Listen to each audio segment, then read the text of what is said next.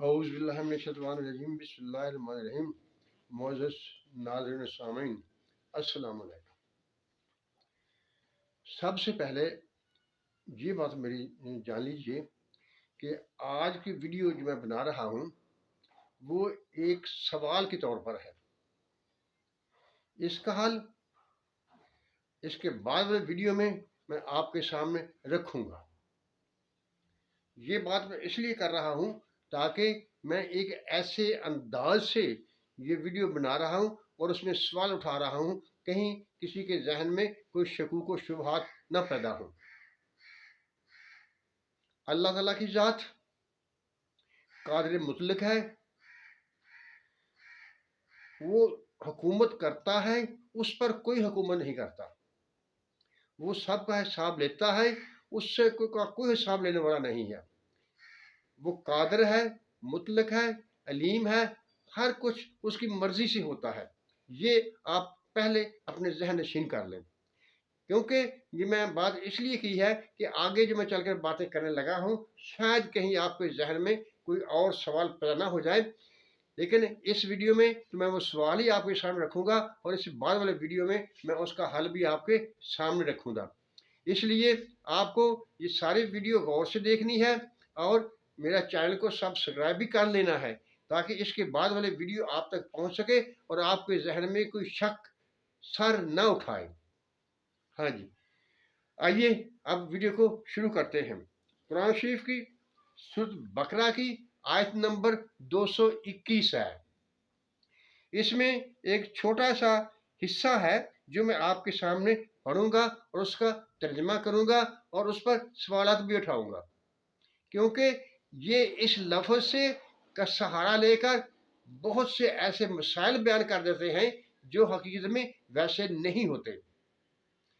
اعوذ باللہ من الشیطان الرجیم بسم اللہ الرحمن الرحیم واللہ یادعو الی الجنت والمغفرات باذنہ، اور اللہ بلاتا ہے جنت کی طرف اور بخشش کی طرف باذنہ ہی۔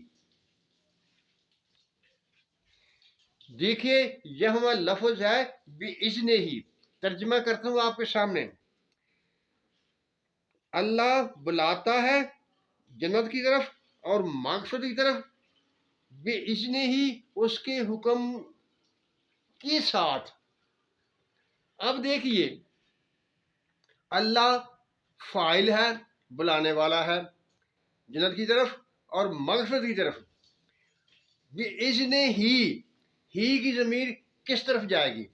علماء کرام نے اس کا ترجمہ کیا ہے اپنے حکم سے، لیکن دیکھیے غور کرنے والی بات یہ ہے فاعل تو اللہ تعالیٰ کی ذات ہے، وہ جنت کی طرف بلانے کا اور مغفرت کی طرف بلانے کا فعل سر انجام پا رہا ہے اللہ تعالیٰ کی ذات سے۔ اور آگے باذنہ ہی، اصول تو یہ تھا کہ باذنہ ہی جو ہے فاعل سے غیر کی طرف اس کو راجع ہونا چاہیے تھا۔ آئی بات میری سمجھ میں؟ یعنی باذنہ ہی یعنی اس کی اجازت کے ساتھ۔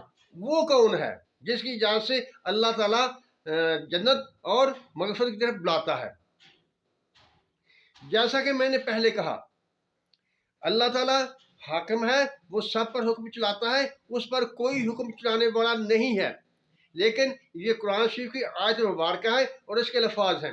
یہ باذنہ ہی ایک ایسا لفظ ہے جس کا سہارا لے کر کچھ لوگوں نے ایسی باتیں کہی ہیں جو کہ جن کو عقل بھی تسلیم کرنے والی نہیں۔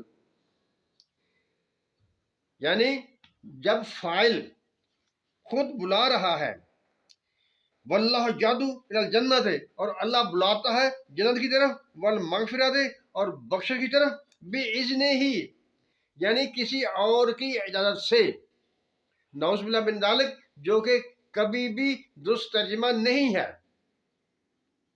کیونکہ ہم جانتے ہیں کہ ہمارا خدا حاکم ہے، عادل ہے، سب پر حکومت کرنے والا ہے، اس کے اوپر کوئی حکومت کرنے والا نہیں، اسی کا حکم چلتا ہے، اس پر کوئی حکم چلانے والا نہیں۔ لیکن بعد میں یہ کر رہا ہوں کہ اس آیت کے ترجمہ جو باذنہ ہی کا لفظ ہے اس کو कैसे मरोड़ते हैं। इस आयत में भी नहीं, और जगह जहाँ लफ्ज़ आया हुआ है उसको ऐसे घसीट घसाट के इस तरफ ले जाते हैं और नए मायने बना लेते हैं। देखिए, अब एक और मिसाल मैं आपके सामने पेश करता हूँ। अल्लाह ताला इरशाद फरमाता है, खलक़ल्लाहु आदम अला सूरतिही, कि मैंने आदम को अपनी सूरत पर पैदा किया।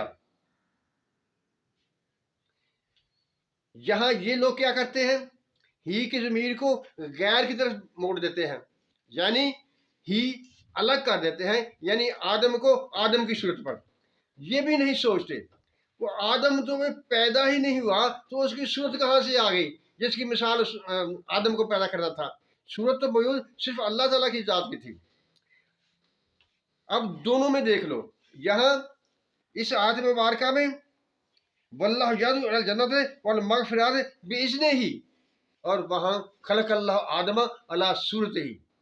अगर यहाँ बिइज़्निही का तअल्लुक़ अल्लाह ताला की ज़ात की तरफ रुजू करता है, अल्लाह ताला के हुक्म की तरफ रुजू करता है, तो वहाँ भी जो सूरत है वो अल्लाह ताला की ही है।